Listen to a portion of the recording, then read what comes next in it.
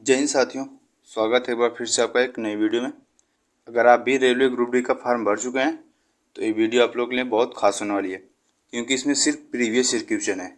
जितने भी group D के हैं सिर्फ प्रीवियस क्वेश्चन है। इससे आप एक आइडिया लगा लेंगे कि ऐसे एग्जाम में क्वेश्चन बन रहे हैं। ठीक, तो चलिए स्टार्ट करते हैं बिना टाइम को वेस्ट करते हुए। जैसे आप पहला प्रश्न है, आरआरबी ग्रुप डी 2022 का प्रश्न पूछा गया है कि तमिल भाषा को भारत की शास्त्रीय भाषा कब घोषित किया गया था। तमिल भाषा को कब घोषित किया गया था? 2004 में। 2004 में। अगला प्रश्न है, आरआरबी ग्रुप डी 2022 का प्रश्न है, किस राज्य में साद नोंग क्रेम का 5 दिवसीय धार्मिक उत्सव मनाया जाता है? साद नोंग क्रेम का 5 दिवसीय धार्मिक उत्सव कहाँ मनाया जाता है? मेघालय में। मेघालय में। अगला प्रश्न है फिर से ग्रुप डी 2022 का, बूसु जीवा किस राज्य में मनाया जाने वाला उत्सव है? बूसु जीवा किस में मनाया जाता है? नागालैंड में। नागालैंड राज्य में।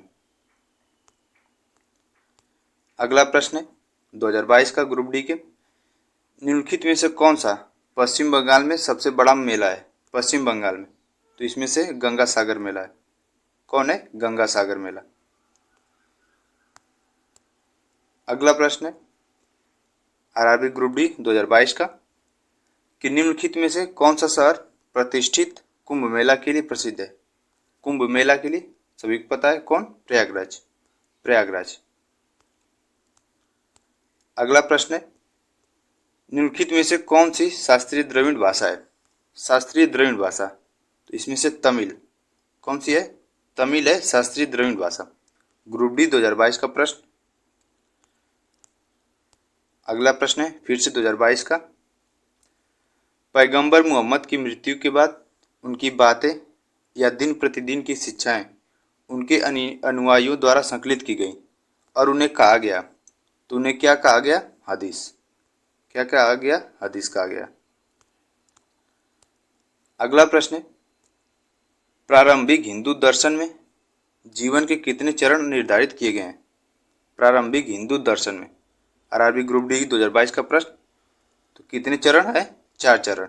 कितने चरण? 4 चरण। अगला प्रश्न है, सोलुंग उत्सव किस राज्य में मनाया जाता है? ग्रुप डी 2022 का प्रश्न है, सोलुंग उत्सव किस राज्य में मनाया जाता है? अरुणाचल प्रदेश में। कहाँ का उत्सव है? अरुणाचल प्रदेश का। अगला प्रश्न है, किस वेद में सबसे अधिक श्लोक हैं? सबसे अधिक श्लोक ऋग्वेद में। किसमें है? ऋग्वेद में। ग्रुप डी 2022 का प्रश्न है। अगला प्रश्न, पार्श्वनाथ मंदिर किस राज्य में स्थित है? पार्श्वनाथ मंदिर कहाँ पे है? राजस्थान में। कहाँ पे? राजस्थान में। ग्रुप डी 2022 का प्रश्न है।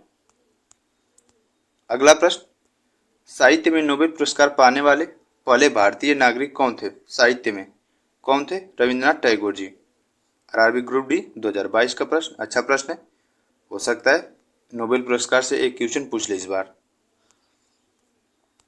अगला प्रश्न है, कौन सा भाषा संस्थान भारत में भाषा भारती सम्मान पुरस्कार प्रदान करता है?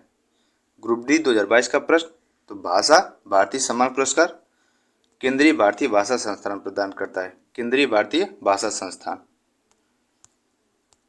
अगला प्रश्न है, उत्कृष्टता में नॉर्मन बोरलाग राष्ट्रीय उत्कृष्टता पुरस्कार किस शोध क्षेत्र के लिए दिया जाता है? तो किस शोध में दिया जाता है? कृषि विज्ञान में। कृषि विज्ञान में। आरआरबी ग्रुप डी 2022 का प्रश्न। अगला प्रश्न है, अमृता देवी बिश्नोई राष्ट्रीय वन्य जीव संरक्षण पुरस्कार अमृता देवी बिश्नोई की स्मृति में दिया जाता है। उन्होंने किन पेड़ों को बचाने के लिए और कहाँ अपना जीवन बलिदान कर दिया? तो खिजड़ी के पेड़ों को राजस्थान में।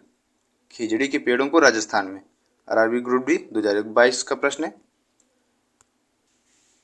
अगला प्रश्न है, निम्नलिखित में से कौन सा एक कृत्रिम पारिस्थितिक तंत्र है जो मानव निर्मित है? तो इसमें से मानव निर्मित क्या है? फसल क्षेत्र।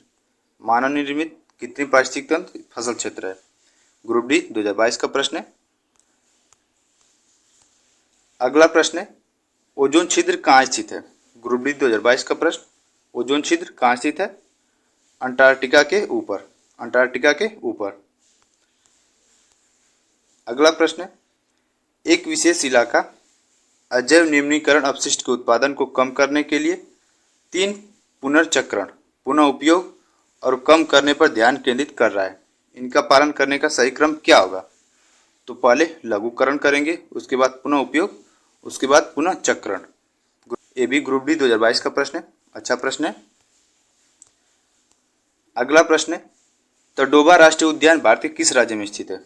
ग्रुप डी 2022 का प्रश्न। तडोबा राष्ट्रीय उद्यान कहाँ पे है? महाराष्ट्र में। कहाँ पे? महाराष्ट्र में। अगला प्रश्न है, रोवर्स कप किस खेल से संबंधित है? तो रोवर्स कप किस खेल से संबंधित है? फुटबॉल से। ग्रुप डी 2022 का प्रश्न है। तो इसी के साथ कुछ मोस्ट प्रीवियस ईयर क्वेश्चन थे, तो आप लोग स्टार लगा लीजिए, हो सकता है इस बार क्वेश्चन पूछ लें। तो इसी के साथ वीडियो समाप्त करेंगे। वीडियो में आने के लिए आप लोगों का बहुत बहुत धन्यवाद।